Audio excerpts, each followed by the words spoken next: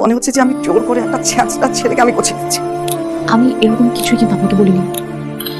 তাহলে কি বলছো? দেখুন, আমাকে প্লিজ আপনার একটু ভাবার সময় দিন। টাইম আর পাবে না, তোমাকে আর টাইম দেওয়া হবে না।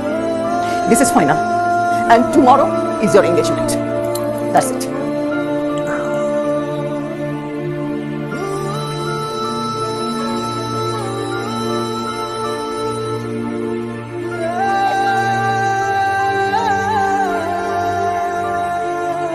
হ্যাঁ বলো, কি করবে? আমার সবার সাথে একটু জরুরি কথা আছে। ফোনে বলা যাবে না? সামনাসামনি বলি। আচ্ছা। দেখা হচ্ছে কাকে তাহলে? মামা দাঁড়ান।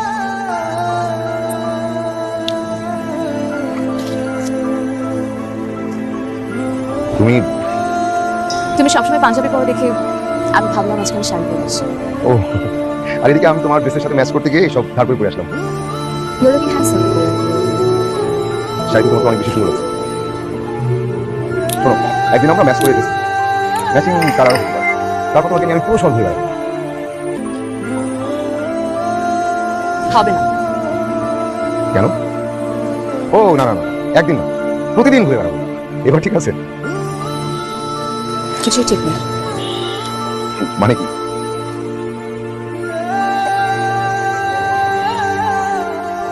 আজকে আমার এঙ্গেজমেন্ট। এটাই তোমার জরুরি কথা? আমি রাজি না হলে মা বাসায় খুব অশান্তি করতেন, বাবাকে কষ্ট দিতেন। আমার বাবাই আসলে আমার সব, আর আমি কখনোই এটা নিতে পারবো না যে আমার বাবা আমার জন্য কষ্ট পাচ্ছেন।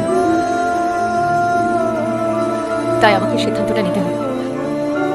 তুমি অনেক ভালো একটা ছেলে। হ্যাঁ, এই তোমার এই ভালো সময়গুলোতে আমি তোমার পাশে থাকতে পারবো। হয়তো আমাদের আর কখনোই কথা হবে না, কিন্তু তোমার দেরি হয়ে যাচ্ছে, যাও। আমি আসি তাহলে।